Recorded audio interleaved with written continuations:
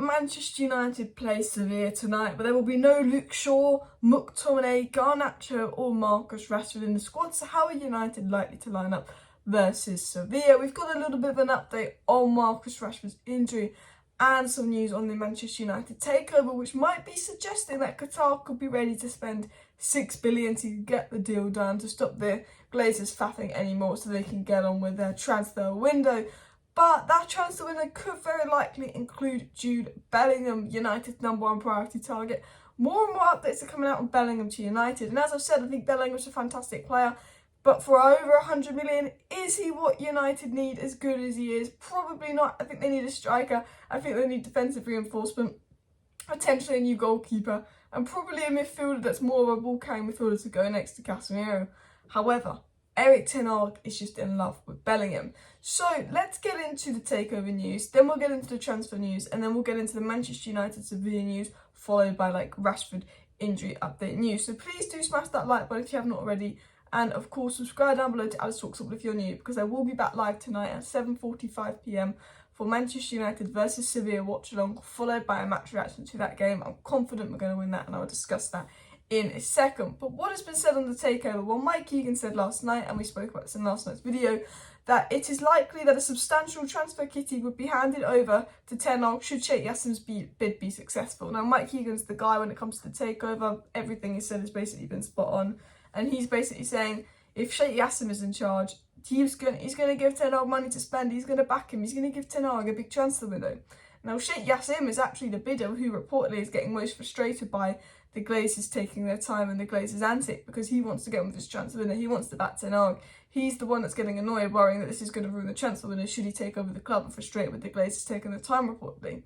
And it was said by Simon Stone it had been initially hoped the sale process of Manchester United would be completed by the end of the season, but the additional time for new bids means that it's now unlikely to happen.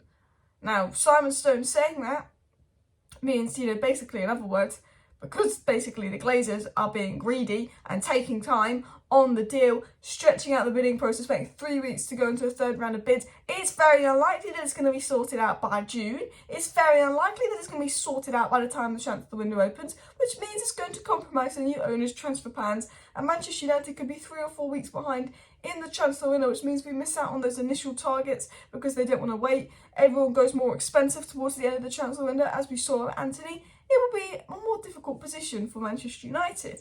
And that's the frustrating thing. And that's why it's sort of being reported and sort of rumoured and suggested. But it's not been reported by a tier 1 source or anything. It's more like a rumoured suggestion that Qatar are just going to be ready to pay $6 billion. That Qatar are they want their transfer window, they want United, they know the Glazers are playing games to try and get their $6 billion. They might be willing to give in to the Glazers game and pay $6 billion. We know Qatar are capable of paying $6 billion, but they only plan on just outbidding Jim Ratcliffe, because Qatar know that they're in a position where they have to sell. The Qatar know the Glazers have to sell. The Qatar, Glazers can say, well, we've got these good minority stake offers, la-di-la-di-la. If you were that happy with the minority stake offers, you wouldn't be going into a further round of bidding. You've seen the finances of United. They can't take out dividends. Qatar know they have to sell. They've got $1 billion in debt. They're in a big financial problem. We know that they want to sell. They extended their bidding for Qatar and Sergio Ratcliffe. It's very obvious that their intention is to sell, and that's what all the reliable sources are. So Qatar are like, well, we can beat Jim Ratcliffe, but if it's only us and Jim Ratcliffe, we only need to just outbid Jim Ratcliffe by a little bit, by a couple of million. So every time Jim Ratcliffe bids, Qatar are just bidding slightly above. So the Glazers aren't getting the bidding all they want, that drives into $6-7 billion prices, because it's just Qatar and Sergio Ratcliffe. And Qatar are smart to bid just above Jim Ratcliffe, but the Glazers are now playing the delaying game, and just delaying the deal. And there are reports that Qatar might just cave in and pay the $6 billion. However, I do think Qatar are smart businessmen.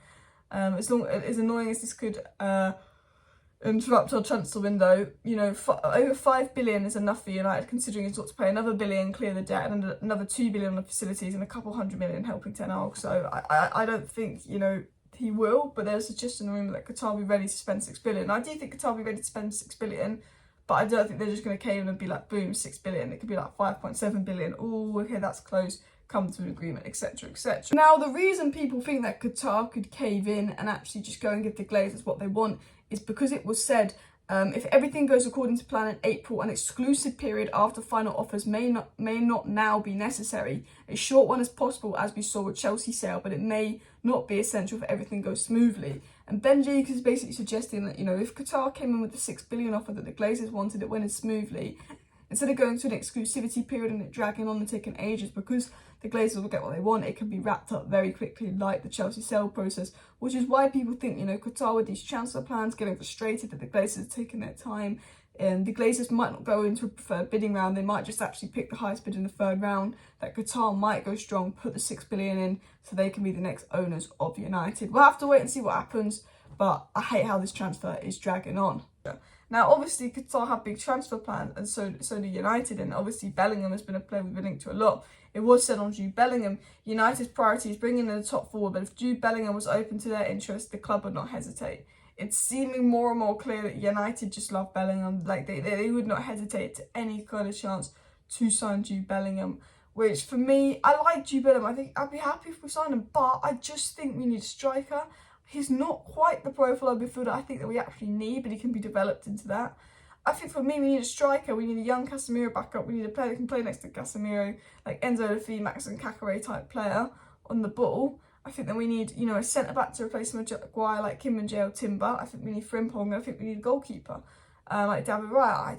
I don't think we're in a position where we can spend 100 million on Bellingham, because the money you spend on Bellingham could buy us a right-back, a centre-back and a goalkeeper, and then we could get a cheaper midfielder, and then we could get a striker. And I think that we're at a point where if Ten Hag's selling 13 people, we want to be bringing 5 in. It was said on Bellingham, Manchester United remain strongly interested in signing Jude Bellingham, but will find the deal more financially challenging. It is therefore understood if he leaves Dortmund at the end of the season, it's more likely to be City or Madrid, Jason back to Telegraph, and I believe that to be the case as well. I think that United are in for Bellingham. They will try and get Bellingham. But if Qatar aren't the owners, I think it will be City or Real Madrid. I think it depends on Qatar. It was said that Erik Ten Hag urgently wants Jude Bellingham, and it's mainly between Real Madrid and Man City when it comes to Bellingham's future. But Manchester United are said to be outsiders in the race. The option to remain at Dortmund is still up for grabs as well. But Erik Ten Hag urgently wants Jude Bellingham and has made that clear. Now, I want to get into the Manchester United versus Sevilla game. Sort of talk about the lineup I expect to see and sort of my thoughts going into that game. Now, Sevilla are like 13th in La Liga. Most of their players are old players, former Premier League players that didn't make it in the Premier League. I mean, like Jesus Navas, Ivan Rakitic, Alex Telles. I mean, they're those type of players. And Sevilla aren't doing particularly well this season. Obviously, they lost their manager to Wolves not that long ago as well. Or did they sack him? I can't remember actually. Did they sack him? I don't know. But, you know, Sevilla are the kings of the Europa League. Sevilla have a fantastic record in the Europa League. But if we can beat like 5th place Real Betis and 1st place Barcelona in the Europa League over 2 legs, I'd be very shocked if we can't beat 13th place Sevilla over 2 legs. Although Sevilla are that jammy team that will be crap and still win the game 1-0 from their only shot at the game against United. I remember the freaking Europa League semi-final. They won 2-1 because Bono made a million saves. But the most annoying thing was, I think they won 2-1 and the ball was off, but VAR didn't see it was off, and they gave them a throw-on. Or it was a throw-on and it wasn't their throw-on, or something like that. And yeah, I don't like playing Sevilla. They're just an annoying team when it comes to Europa League, but they haven't been good. They keep getting red cards. They're not playing well. This is a game that United should easily walk through. So talking of the lineup, you know, obviously Rashford with his injury, Ten Hag said it's a setback, and Rashford's disappointed, but he's not totally broken because he will return quickly. He started his rehab and will get back soon. We don't have a specific date for Rashford, but I think it's a couple of weeks. It's almost like he'll be back beginning of May rather than end of May when the season's over. But he will miss some important games. The Chelsea game, the Tottenham game, the semi-final game, the Sevilla game, you know, some important games. So that's the annoying thing. But how will United potentially line up versus Sevilla? So David Taylor will play in goal. Malassi will obviously be left back. Varane's rested and Martinez will be the centre-backs. I think right back will probably be Dalot, as he'll want to go forward more, and Dalot was rested as good as Wan-Bissaka was the other day. I think Casemiro is back in. I think with McTominay injured, with Eriksen maybe not being fit enough to start, I think he might go Casemiro and Bruno deeper and play Sabitzer at 10. He might do Casemiro, Fred, Bruno, or he's going to do Casemiro, Bruno, Sabitzer. Because I think he likes that Bruno Sabitzer midfield. He likes playing Bruno deep. And he might play Casemiro next to Bruno, especially because Sevilla aren't that good. He might want to go more attacking than playing, you know, Fred next to Casemiro and Bruno more advanced, because then you've got Sabitzer and Bruno that are more attacking than, you know, Fred and Bruno. Attack will be, obviously, right wing will be Anthony and left wing will be Sancho. Garnacho's injured, Rashford's injured, and then it's between Weghorst and Martial for striker. I do think he's going to go with Weghorst. and save Martial for the Premier League game and be really careful with Martial, because the last thing we need is Martial getting injured with obviously what's happened to Rashford. So yeah, potentially Pellistri plays on the right wing. Potentially Elanga gets a go at striker as well. Didn't we play Elanga at striker versus Liverpool and he was alright, or did he play right wing? So potentially there's room for Elanga or Pellistri to come in there as well. I think Pellistri right wing option is always, you know, the only sub we can really make now.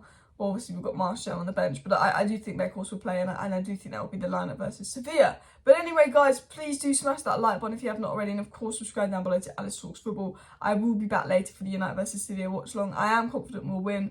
The Rashford injury news, although it's not very specific, I do think that Rashford, I can't say a word, I do think that Rashford will be back in a couple of weeks. I do hopefully think it won't be a long thing, because that means Weghorst is going to have to play now, and we know that Weghorst, oh, he's a pressing monster, he works hard, oh, yeah, but he's not very good. Let's be honest, he's not very good. He was good in that cup final versus Newcastle, which was important because it was a cup final, and he might be good in the game versus Sevilla. I think if you don't need to counter attack, you need to break them down. Maybe, but we do play better without him, in my opinion. But thank you for watching. Smash like, smash subscribe. See you next time. Bye.